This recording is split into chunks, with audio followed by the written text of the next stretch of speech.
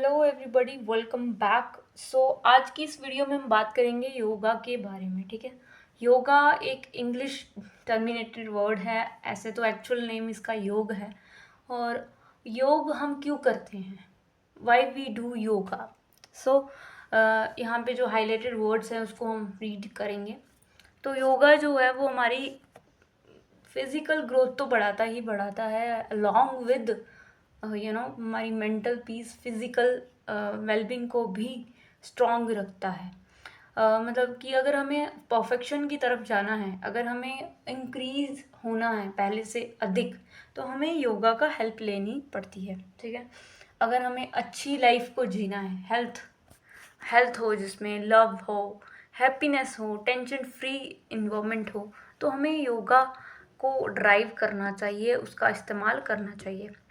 तो यहाँ पे जो लर्निंग ऑब्जेक्टिव्स क्या हैं कि योग एजुकेशन क्या होती है, एक व्यक्ति के जीवन में योगा क्यों इम्पोर्टेंट रखता है, और क्या योगा जो है वो पतंजलि जो महर्षि सेज हैं, या फिर जो भी हम कहते हैं उनको, उनका नेम है, तो उन्होंने कैसे कंपाइल किया था अष्टांग योगा, जिसको हम कहते हैं कि 8 limbs of element of yoga.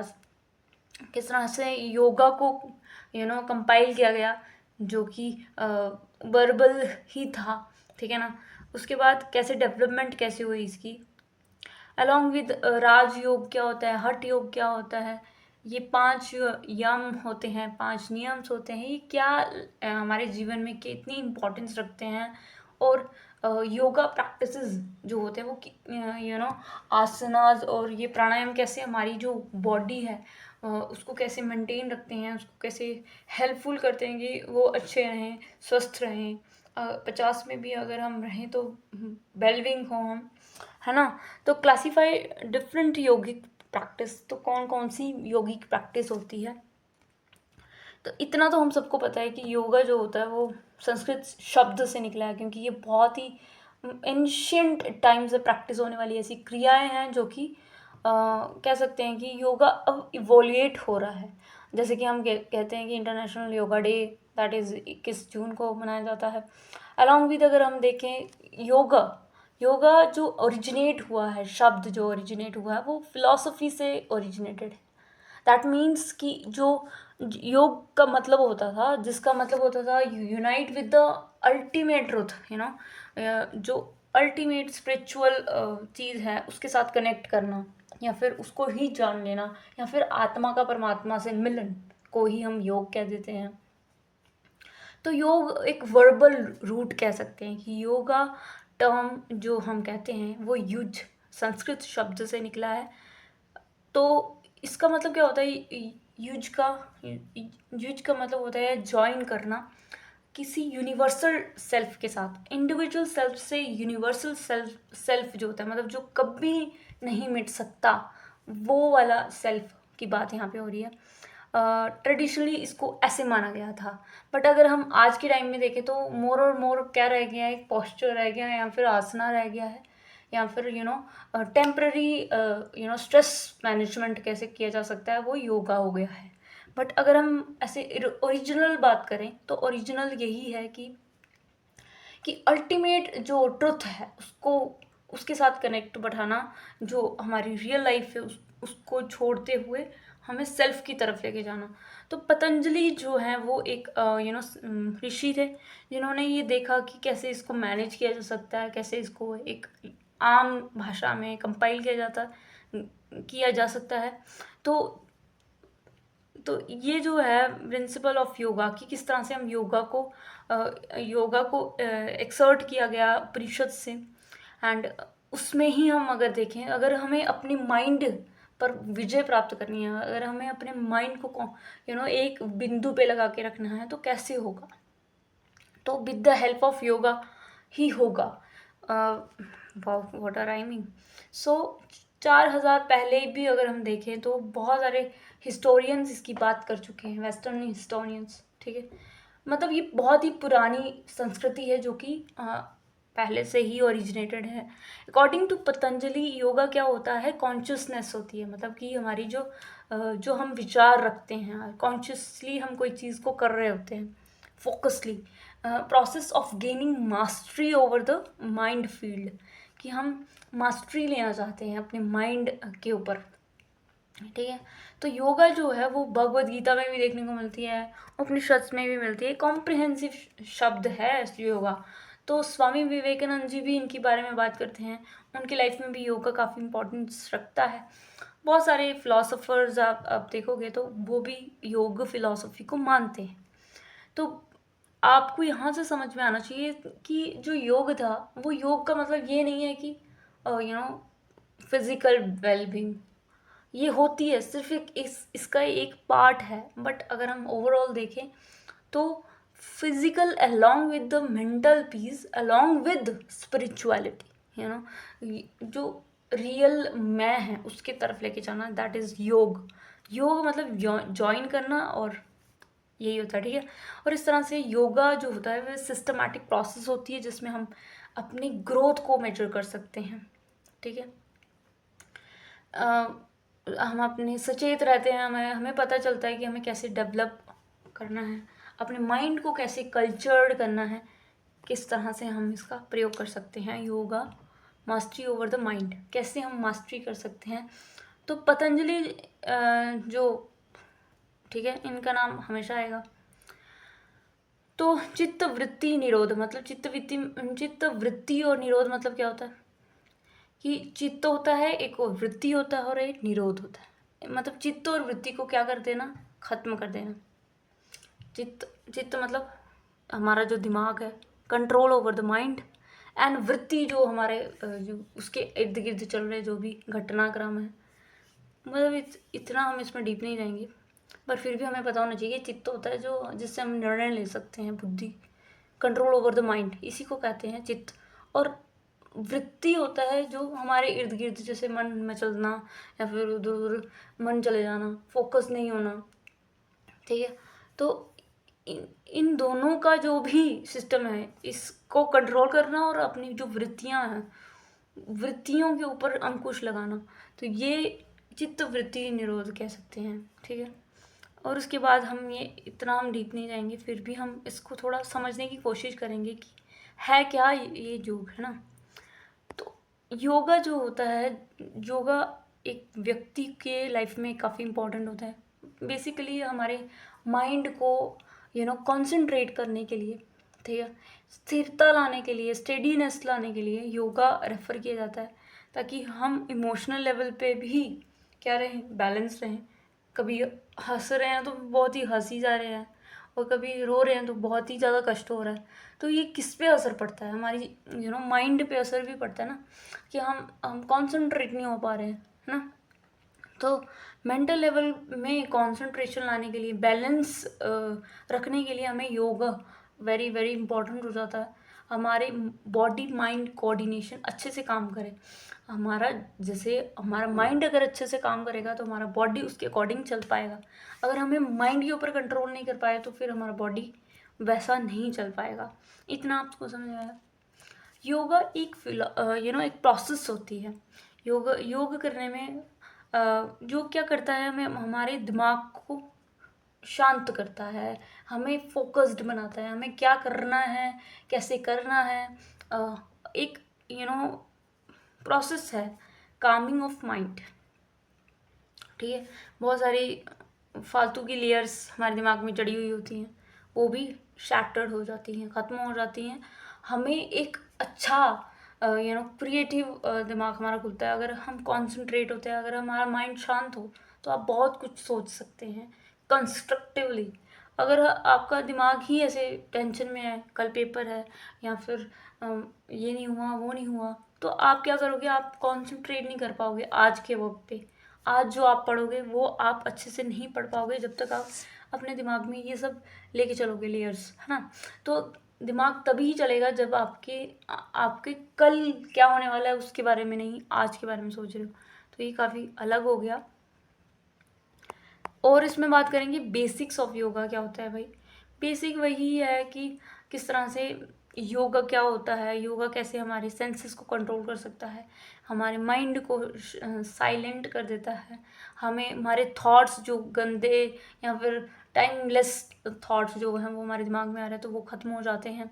हमें क्रिएटिविटी आती है, हम यूनिक आइडिया सोच सकते हैं, हमारे नॉलेज को इंक्रीमेंट कर सकते हैं, हमारे फ्री थॉट्स जो है वो, जो ओरिजिनल थॉट्स होते हैं वो डेवलप होते हैं थ्रू द हेल्प ऑफ योग।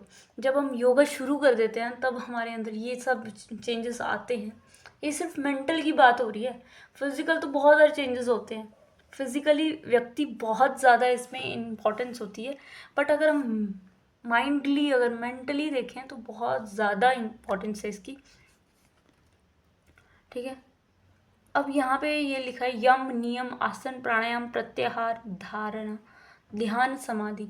ये जो 8 सूत्र है ना, ये पतंजलि के योग सूत्र से निकाले गए हैं, ठीक है। पतंजलि जो ऋषि हैं उन्होंने क्या किया है, 8 सूत्रों में इनको बांटा है। जैसे उन्होंने कहा कि एक अगर खत्म होता है, यम अगर आपका कंप्लीट हो जाता है, then you know step in towards the नियम करना शुरू करो। फिर आसन करो, आसन को भी उसमें लाओ, एंड प्राणायाम करो। प्राणायाम ब्रीथिंग के लिए आपके लिए इम्पॉर्टेंट हो जाता है। जब आप कंट्रोल करना शुरू करते हैं अपने माइंड को, कैसे कंट्रोल करना, ये स्टेप्स दिए गए हैं, एक तरीके के एलिमेंट्स होते हैं जो कि हमारे पेपर में आने वाले, ठीक है।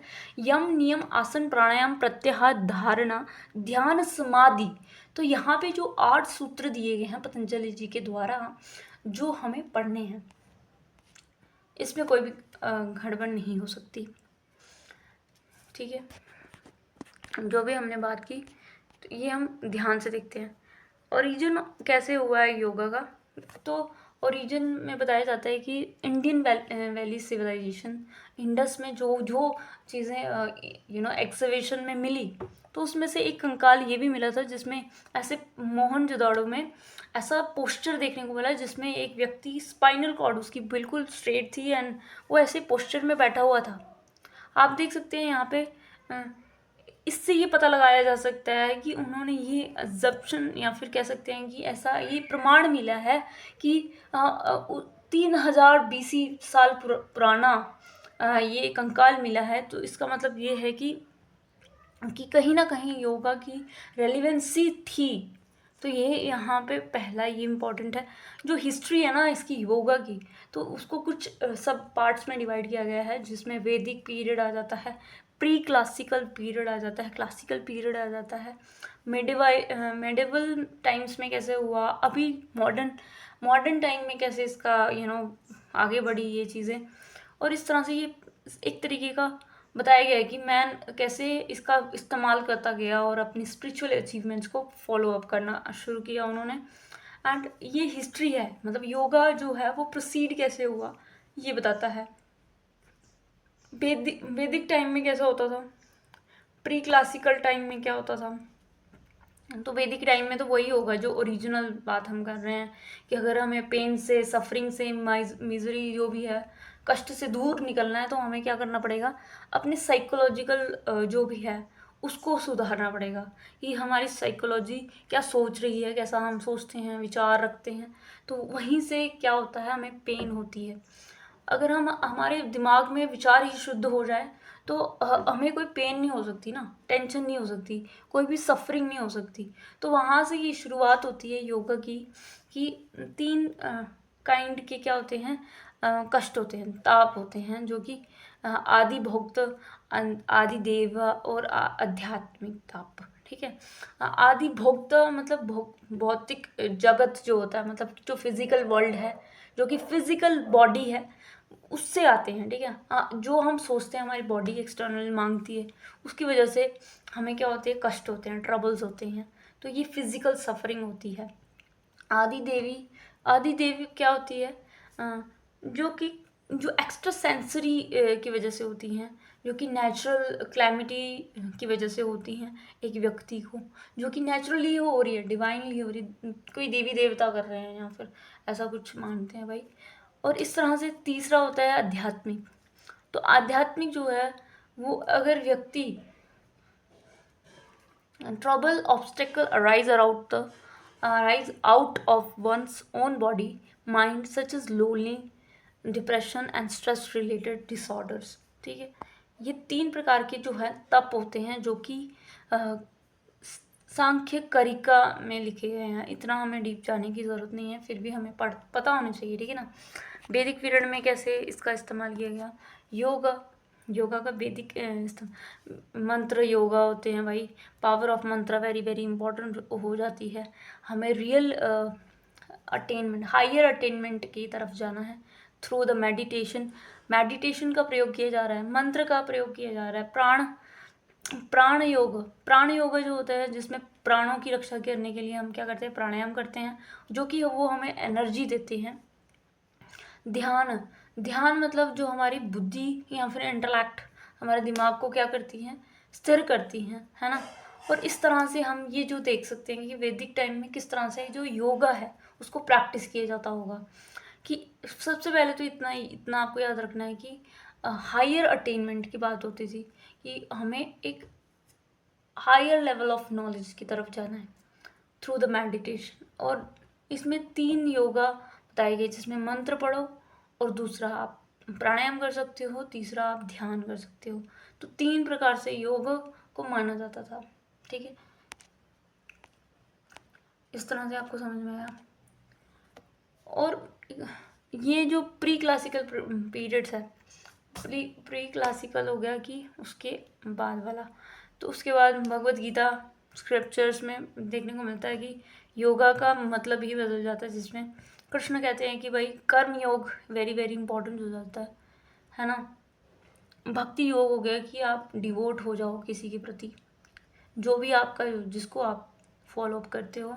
And yoga of perfect knowledge, मतलब परफेक्ट नॉलेज मतलब जो ओरिजिनल नॉलेज है, जो सत्य है।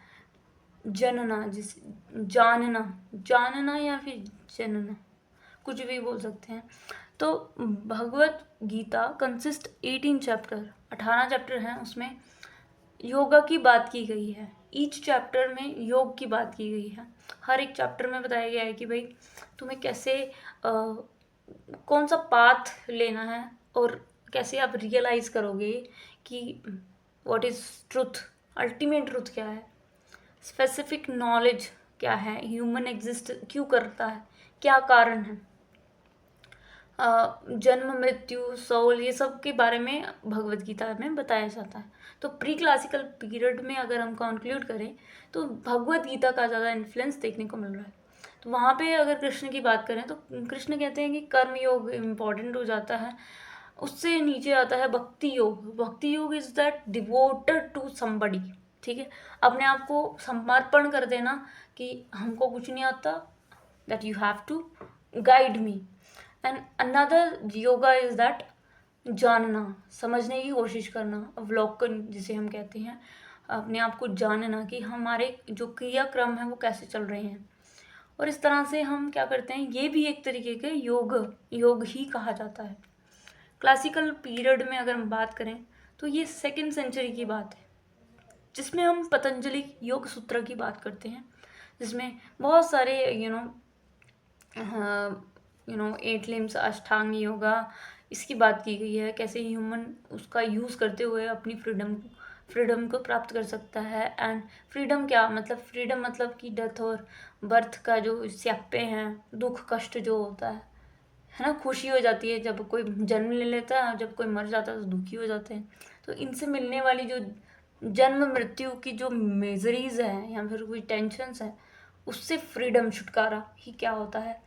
ये एक मीडियम हो सकता है अष्टांग योगा, जो कि हेल्पफुल होता है किसी भी व्यक्ति के लिए, ठीक है। गोल ऑफ ह्यूमन लाइफ, ये हमने बात की। और इसके बाद हमने बात की कि राजयोग और अष्टांग योग सेम ही होता है, ठीक है। इसके अलग अलग नाम हो सकते हैं, ठीक है। और जो अष्टांग योग जब मार्ग बताया गया, अष्टांग मार्ग हो सकता है, तो बुद्ध उस टाइम में कंटेम्प्ररी थे, ये आपको याद रखना है। बुद्ध जो कि ग्रेट फिलोसोफर हैं, और काफ़ी उनकी भी लर्निंग्स आपकी लाइफ में काम आ सकती है।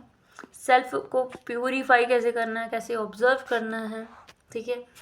बहुत सारी चीज़ें हैं, आप बहुत कुछ लिख सकते हैं। उसके बाद आता है योग इन मिडिवल टाइम्स। अब यहाँ पे आ गया हठ योग, ठीक है। ये 6th सेंचुरी की बात है। बुद्धिज़्म डिक्लाइन हो चुका है और यहाँ पे अब ये नाम जो है वो काफ़ी कॉम्प्लेक्स है, तो हम इसको नहीं पढ़ेंगे। हठ योगा को यहाँ पे दर्शाया गया है। तो main text written during this period is that Hatha Yoga Pradipika bye सत्वमरम, जो भी है इनका नाम। तो ये हठ योगा क्या है, अगर इसको हम देखें तो इन्होंने भी अपने अपने तरीके दिए कि किस तरह से योगा क्रिया से हम क्या कर सकते हैं, हाई अटेनमेंट कर सकते हैं, अपने लाइफ को प्यूरिफाई कर सकते हैं अलोंग विद दिस। ये हम बाद में पढ़ेंगे, ठीक है। नेक्स्ट इसमें पढ़ा योग इन मॉडर्न टाइम्स। तो योग इन मॉडर्न टाइम में आ जाते हैं अरबिंदो घोष जी, स्वामी विवेकानंद जी, रामकृष्ण परमहंस। तो ये कुछ मार्ग हैं, ये बताते हैं कि कैसे भक्ति योग, डिवाइन लव कैसे किया जा सकता है, ठीक है। रिलीजन का इस्तेमाल करते हुए हम अपने गॉड तक पहुंच सकते हैं, कैसे हम अपने लाइफ के एस्पेक्ट को समझ सकते हैं, है ना। तो बहुत सारी वेदांता की टीचिंग्स जो थी वो योगा के बारे में। अष्टांग योगा जो है वो पतंजलि महर्षि के द्वारा दिया गया एक ऐसा योग सूत्र है जिसके द्वारा हम अपने सेल्फ अटेनमेंट गोल की तरफ प्रस्थान कर सकते हैं। आप सबको ये पता होगा कि अष्टांग योगा मतलब अष्ट मतलब 8 और योग अंग मतलब कि लिम्स, ठीक है। इन लिम्स के माध्यम से, इन नियमों के माध्यम से we can attain the self attainment goals, ठीक है, जो कि हायर गोल्स जिसको हम कहते हैं। तो उसमें जो 8 लिम्स हैं वो हमें बताते हैं कि कैसे हमें स्टेप बाय स्टेप हमें हर चीज़ को समझना है और आगे बढ़ते चले जाना है। और समाधि जो है वो हाईएस्ट गोल है इसका। यम क्या होते हैं? यम मतलब एक टाइप का रिस्ट्रेंट कर देना दिमाग को, अपने आप को कंट्रोल करना मोरली, है ना। और नियम हो गया कि भाई उस रिस्ट्रेनमेंट को मेंटेन रखना और हमें नियम का नियम को फॉलो करते जाना है। कैसे हम इस तरह की गाइडलाइंस के थ्रू हम अपनी लाइफ को हेल्दी हैप्पी और बना सकते हैं। सिंपल बात। अगेन हम बात करेंगे यम की। तो यम जो है वो पतंजलि के पहले योग सूत्र का पड़ाव है जिसमें वो बात करते हैं कि कैसे हम 5 नियमों के माध्यम से हम अपने आप को, लाइफ को मेंटेन कर सकते हैं, सोशल डिसिप्लिन क्रिएट कर सकते हैं। तो पहला उन्होंने बताया कि अहिंसा, इसको पढ़ते हैं अहिंसा, बट होता है अहिंसा, नॉन वायलेंस। गांधी जी भी कहते थे कि हमें वायलेंस नहीं करना है, नॉन वायलेंस का साथ देना है। और ये होता भी है कि हम क्या करते हैं कि हमसे जो छोटे होते हैं ना, हम उनके साथ वायलेंस करते हैं, एक्सप्लॉइट करते हैं उनको। हमें उनकी कदर करनी चाहिए, अगर वो हैं तो हमें एक तरीके का हमें सेंस ऑफ सेल्फ होता है कि मैं हूँ कुछ। तो हमें किसी हमसे छोटे इंसान को छोटा फील नहीं करना चाहिए, उनके साथ एक्सप्लॉइटेशन नहीं करना चाहिए। ये एक आपका एक वैल्यू है, एक मॉरल वैल्यू है जो कि पहले यम नियम में बताया गया है। दूसरा इसमें आता है सत्य। हमें हमेशा किसका साथ लेना चाहिए? सत्य का। चाहे कोई भी परिस्थिति आ जाए, हमें ट्रुथफुलनेस होनी चाहिए हमारी लाइफ में। अस्तेय, यहाँ पे अस्तेय मतलब होता है नॉन स्टीलिंग। हमें स्टील नहीं करना चाहिए। अब कैसे स्टील नहीं करना चाहिए वो हम देखेंगे।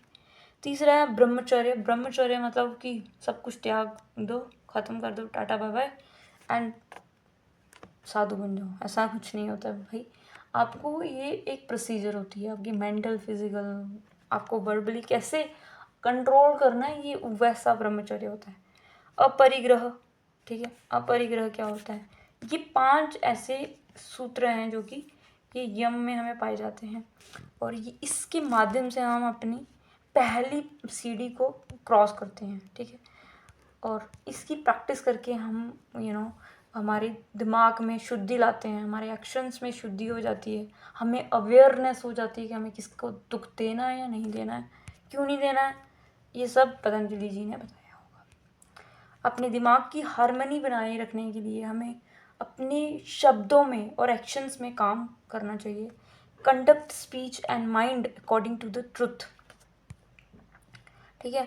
तो पहला जो जो बात की गई थी जिसमें अहिंसा की बात की गई थी ना, अहिंसा क्या है कि हमें पता है यार, कोई व्यक्ति अगर गरीब है तो वो उसकी कंडीशंस के हिसाब से, वो उसकी हम उसको उसके लिए वो मतलब वो उसको एक्सप्लॉइट नहीं कर सकते हैं ना। वो उसकी क्या गलती है कि वो गरीब घर में पैदा हुआ। तो हमारा ये होता है कि हमें उनके साथ अहिंसा नहीं करनी चाहिए, उनको हेल्प करनी चाहिए टू अपग्रेड देम, है ना। तो पहला एक्शन ही बात की गई है कि किस तरह से हमें हमारी भाषा से हो, चाहे वो हमारे एक्शन से हो, चाहे वो हमारे विचारों से हो, हम अहिंसा, ट्रुथफुलनेस होनी चाहिए, सच बोलो, एक्सप्रेस जो भी कर रहे हो वो सत्य के रूप में होना चाहिए, कुछ भी हवा में हवाबाजी नहीं करनी है। दूसरा इसमें नॉन स्टीलिंग आता है। नॉन स्टीलिंग क्या होता है? अस्तेय। ये थर्ड है, सॉरी, झूठ नहीं बोलना चाहिए, ये सत्य में आता है, ठीक है, सत्य में आता है। तो नॉन स्टीलिंग अस्तेय होता है, जो कि तीसरा एलिमेंट है यम का, ठीक है। और इसमें क्या है कि forgoing the authorise possession of thought, कि जैसे हम इसको हड़प लेंगे, ये मेरा है, ठीक है। स्पीच हो, चाहे हम भाषा में प्रयोग कर रहे हो, चाहे हमारे एक्शंस में हो, हमें अपना मतलब अपना फोकस रहना चाहिए, हमें संतुष्ट होना चाहिए। नॉन स्टीलिंग आइडिया आपके दिमाग में होना चाहिए कि भाई छोड़ो, है हमारे पास बहुत है ना। और ये सब चीज़ें जैसे वेदा में, स्मृतिज में और पुराण्स में ये लिखा गया है कि सेलिबेसी कितनी इम्पॉर्टेंट होती है एक व्यक्ति के जीवन में, अपने बिहेवियर को डिटरमाइन करने के लिए। बिहेवियर क्या है? हमारे विचार, हमारा आचरण, कि हम कैसे व्यवहार कर रहे हैं। तो सेलिबेसी क्या है? तो व्यक्ति को अगर डिवाइन तक पहुंचना है तो हमें सेलिब्रेट होना पड़ेगा, मतलब हमें अपने विचारों में शुद्धि लानी पड़ेगी।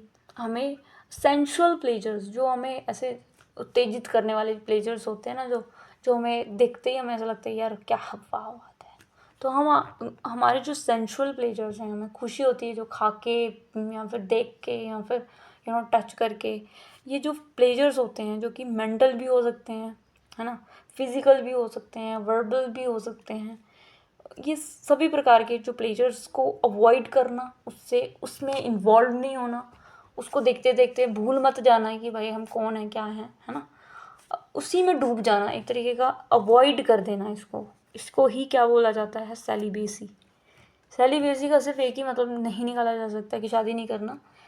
हर प्रकार का मतलब एक तरीके का वर्बल, मेंटल और फिजिकली हमें क्या करना है, इंसेंशुअल प्लेजर्स जहाँ से मिल रहे हैं वो ख़त्म करने हैं, उससे उसमें इन्वॉल्व कम होना चाहिए। लिटरल मीनिंग ऑफ अपरिग्रह, अपरिग्रह पांचवा एलिमेंट है, या फिर कॉन्स्टेंट कह सकते हैं, कि non accumulation of worldly objects, कि हमें जो वर्ल्ड के जो भी ऑब्जेक्ट्स, अगर हमारे घर में अगर एसी है तो हमें और एसी लाने की क्या ज़रूरत है, ठीक है ना।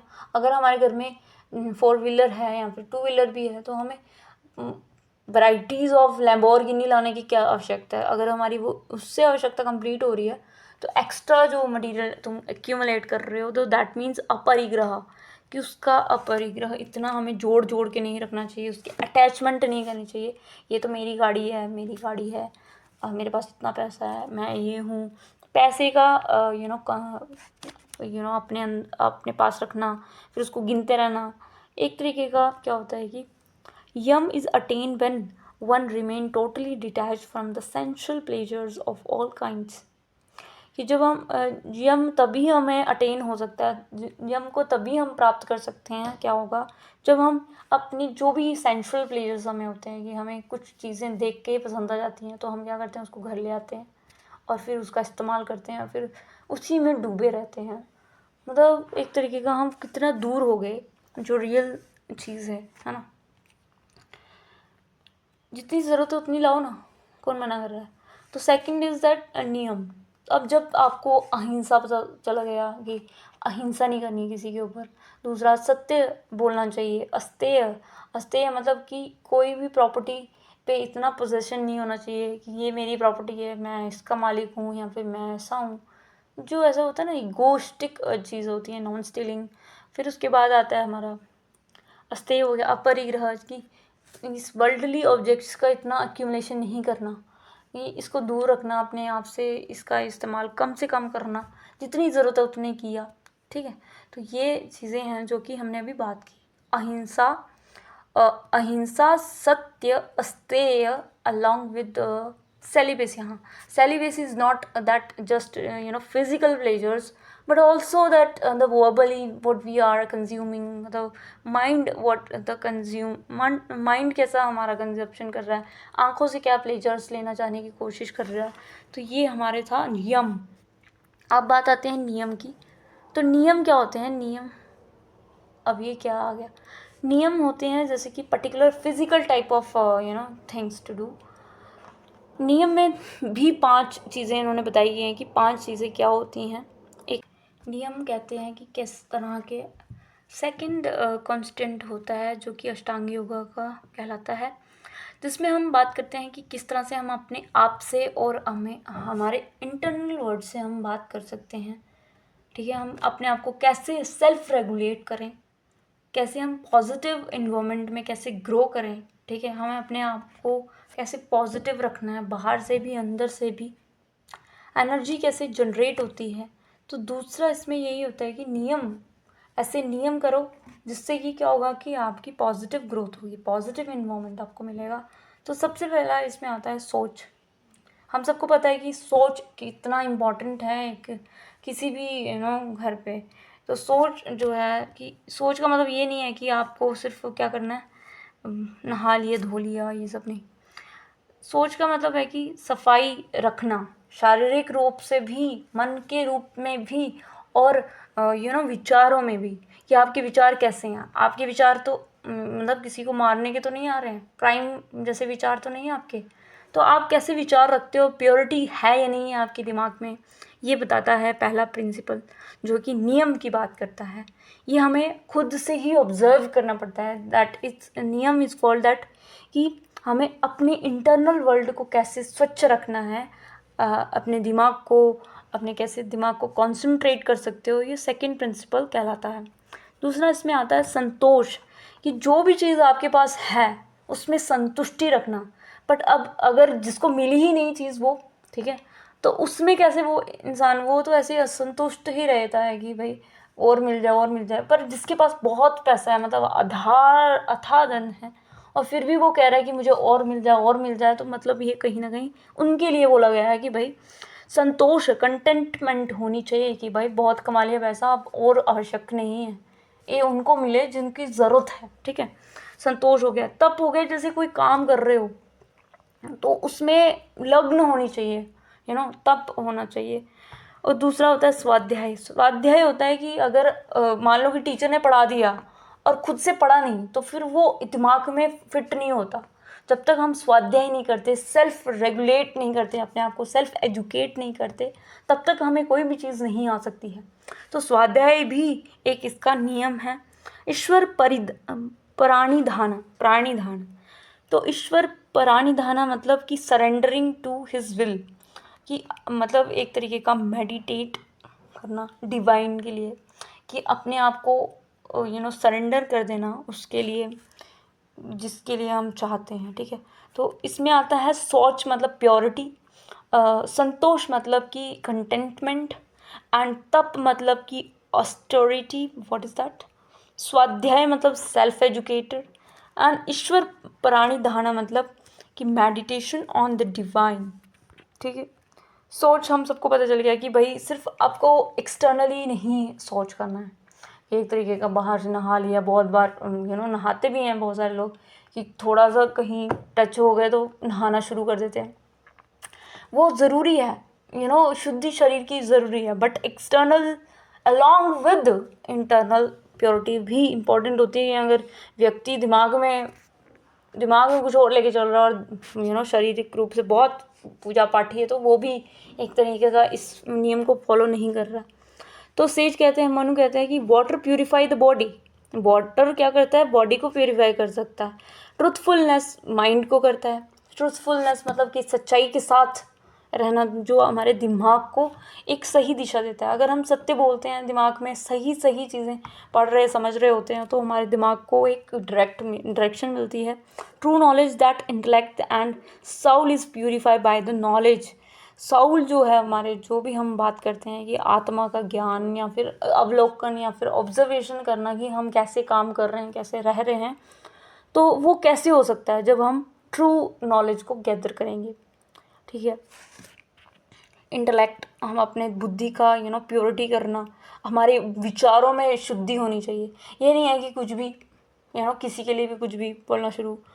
बॉडी का तो होना ही चाहिए और अलॉन्ग विद हमारी स्पिरिचुअलिटी का भी दिमाग में भी प्योरिटी होनी चाहिए।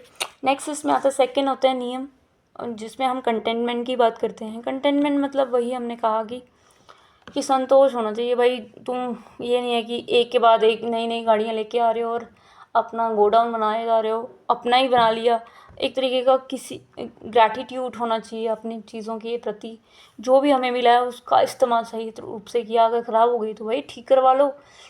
बट आपको क्या है कि आपको अपनी अपनी शांति के लिए अगर बहुत ज़्यादा पैसा आपको कमाना भी है, तो ये एक तरीके का आपकी इम्बैलेंसी कहलाती है।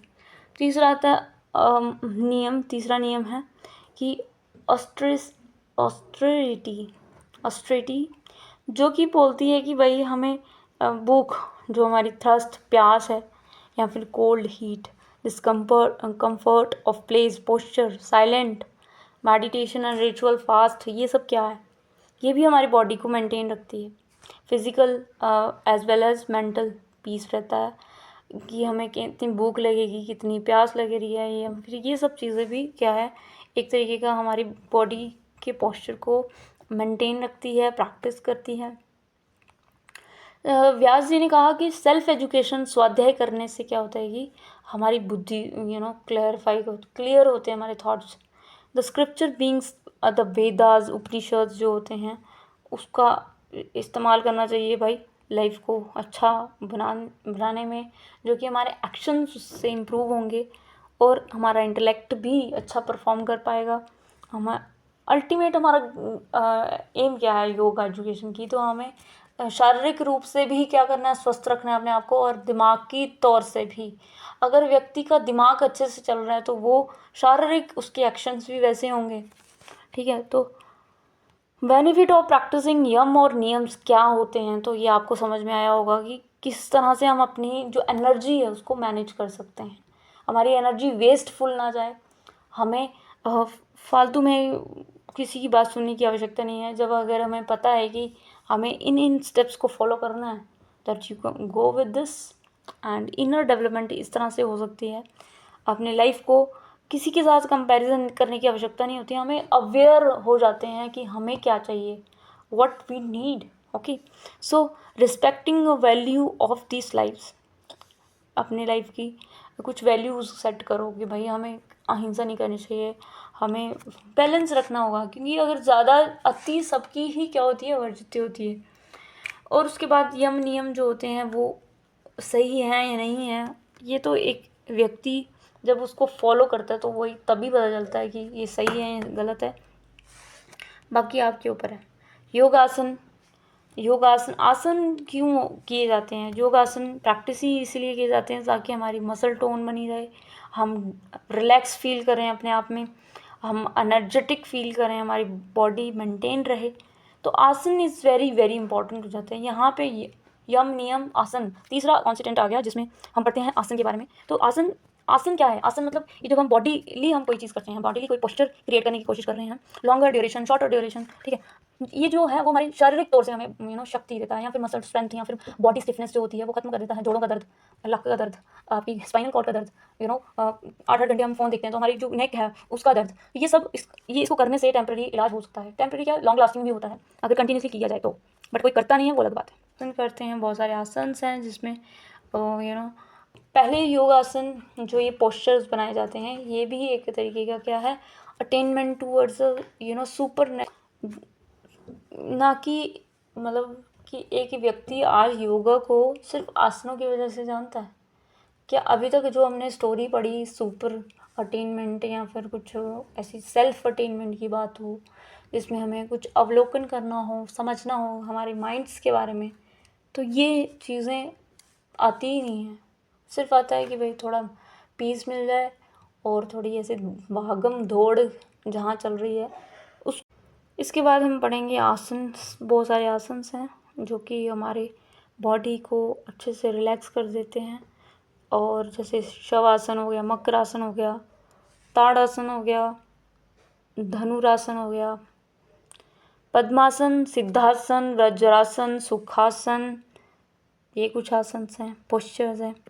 एंड इसके बाद और भी हम देखेंगे, जैसे भुजंगासन, अर्धचक्र आसन, चक्रासन, सुप्त सुप्त वर्जरा आसन, बहुत सारे हैं ना। तो ये सारे जो हैं कुछ पोजेस हैं या फिर पोस्चर हैं जो कि क्या करते हैं कि बॉडी की जो रिलैक्स स्टेज है उसको लाने की कोशिश करते हैं, फ्लेक्सिबिलिटी लाने की कोशिश करते हैं। कुछ आसन जो है वो रिलैक्स करते हैं, कुछ मेडिटेटिव होते हैं जो कि अगर हमें कोई मेडिटेशन करना है, कुछ कुछ हमारी बॉडी को एक तरीके का बैलेंस बनाना, बॉडी को कैसे रखना है ना। ये आसन जो है वो काफ़ी इंपॉर्टेंट होते हैं, ये भी हमारे पेपर में आ जाते हैं। प्राणायाम होते हैं। प्राणायाम क्या होते हैं? Asana is related to the body. तो pranayama is related to the prana, that we need to save our internal system. Inhalation and exhalation, मतलब कह सकते हैं कि हम जब अपनी सांस को रोकने का प्रयास करते हैं फिर या फिर छोड़ने का प्रयास करते हैं, ब्रीदिंग एक्सरसाइजेज जिसको हम कह देते हैं, उसको हम बोल देते हैं प्राणायाम। ठीक है, जिसमें ब्रीथिंग हो रही है हमारी और हम अपने तरीके से उसको क्या कर रहे हैं, कंट्रोल करने की कोशिश कर रहे हैं। जब हम सांस को क्या कर रहे हैं, इनहेल कर रहे हैं और कचरे वाली सांस जो है वो बाहर निकाल रहे हैं, एक्सहेल कर रहे हैं। तो बोला जाता है कि भाई जब इनहेलेशन कर रहे हो वो